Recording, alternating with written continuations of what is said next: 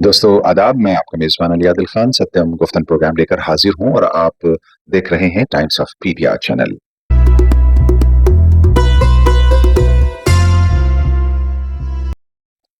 आज का मुद्दा बहुत अहम है। ऑपरेशन सिंदूर के बाद देश के अंदर दो गुट बन गए थे। एक ऑपरेशन सिंदूर को कामयाब कह रहा था और एक नाकाम।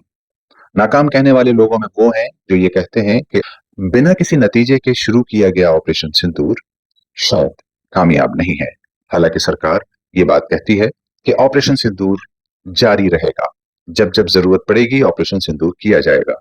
तो क्या अंतर्राष्ट्रीय स्तर पर किसी जंग को छेड़ना या फिर ऑपरेशन सिंदूर जैसे दूसरे ऑपरेशन करना, यह हिंदुस्तान की अपनी मर्जी से होगा या इसके लिए भी अंतर्राष्ट्रीय बरादरी का कोई सपोर्ट जरूरी है? पहलगाम के मासूमों का बदला लेने के लिए अंतर्राष्ट्रीय स्तर पर पूरी विदेश बरादरी को जोड़ने का काम करने की कोशिश इसको कहा जा रहा है। दो पहलू हैं हमारी इस गुफ्तगू के। पहला तो ये कि क्या प्रधानमंत्री नरेंद्र मोदी को किसी के सपोर्ट की जरूरत है अंतर्राष्ट्रीय स्तर पर अपने देश की साख बनाने के लिए और अपनी साख बनाने के लिए, क्योंकि इनके बारे में ये चर्चा है। यशस्वी प्रधानमंत्री नरेंद्र मोदी एक ऐसे वाहिद देश के प्रधानमंत्री बने हैं जिन्होंने अंतर्राष्ट्रीय स्तर पर देश का नाम रोशन किया है। तो क्या आज नाम रोशन नहीं है? क्या नरेंद्र मोदी अकेले अंतर्राष्ट्रीय स्तर पर इस बात के लिए काफी नहीं है? बार बार ये सवाल जहन में देश की जनता के उभर रहा है।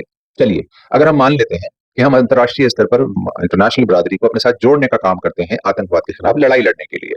पाकिस्तान के आतंकी अड्डों को खत्म करने का हमने दावा किया है, लेकिन अभी भी वहां आतंकी अड्डे अगर हैं, हम कैसे आतंकियों से लड़ें, इस पर एक सर्वदलीय डेलीगेशन देश से बाहर जा रहा है। एक तरफ तो हम ये कहते हैं कि जब जेनेवा कन्वेंशन का जो चार्टर है तो उसमें ये बात शामिल है कि हम मध्यस्थता किसी भी देश की इस संबंध में मध्यस्थता किसी भी देश की इस संबंध में नहीं होगी। दूसरी तरफ हम पूरी दुनिया को इकट्ठा करने जा रहे हैं। कश्मीर मुद्दे पर पाकिस्तान से बात करना चाहते हैं तो पाकिस्तान के साथ अगर हम इस्लामाबाद नहीं जा सकते और वो दिल्ली नहीं आ सकते तो किसी तीसरी जगह पर जाकर बात कर सकते हैं। आज ही जो है वो चीन, अफगानिस्तान और पाकिस्तान के फॉरेन मिनिस्टर्स की एक बाकायदा मीटिंग हुई है। वो कूटनीति क्या चल रही है? अफगानिस्तान हमारा पुराना देरीना दोस्त है, हम उसके साथ बात करें और उससे कहें कि तुम भी आओ हमारे साथ, चलो हम पाकिस्तान के साथ बात करते हैं, अफगानिस्तान में बैठ लो, काबुल में बैठ लो। हम कहते हैं कि हम किसी तीसरे देश की मध्यस्थता या मीडिएशन बर्दाश्त नहीं करेंगे। दूसरी तरफ हम पूरी दुनिया को मीडिएशन के लिए असेंबल करने जा रहे हैं, उनका कॉन्फिडेंस जीतने के लिए जा रहे हैं। भाई उनका मीडिएशन ही तो चाहिए। जब आतंकवाद के खिलाफ हम लड़ाई लड़ें तो आप हमारे साथ आ जाओ, ये मध्यस्थता ही तो हुई। अब कुछ लोग कहेंगे कि साहब मध्यस्थता बातचीत की अलग होती है और जंग में दूसरी कंट्रीज़ को अपने साथ शामिल करना किसी एक अपने पड़ोसी देश के खिलाफ, ये अलग बात होती है। चलिए, अगर हम ये भी मान लें तो क्या हम सक्षम नहीं हैं? पाकिस्तान को हम चंद मिनटों में ख़त्म कर देने की बात करते हैं और हैं भी, इसमें कोई शक भी नहीं है। तो फिर हम दुनिया को इकट्ठा क्यों कर रहे हैं? अकल ठिकाने लगा दें उसकी।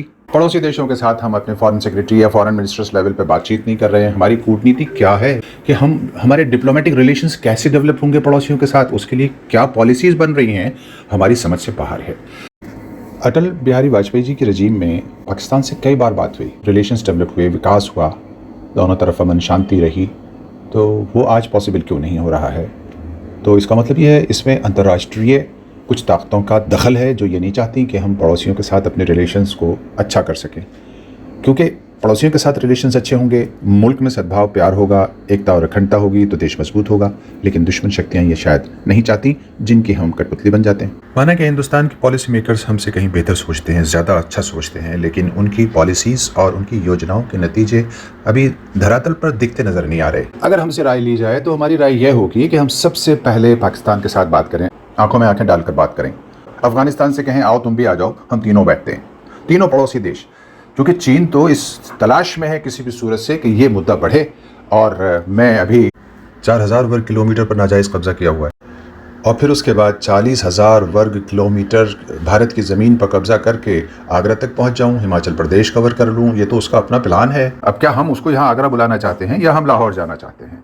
ये भी तो हमारे ही राजनीतिज्ञों को और कूटनीतिज्ञों को तय करना होगा। हमारी राय ये है कि हमें सीधे अपने पड़ोसी देशों के साथ बैठकर बात करनी चाहिए।